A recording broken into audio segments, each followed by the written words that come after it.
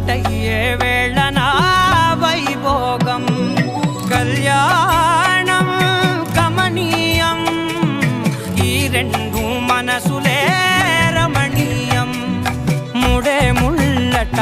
ముడి పడుతుంటే ముచ్చట నాలుగు దిక్కుల కంట చూడ ముచ్చటైన వేడుకంట ఆ పంచభూతాల తోడుగా ప్రేమ పంచుకొనే పండగంట ఆరరుగల నిండుగా ఇది నూరెళ్ళ పచ్చని పంట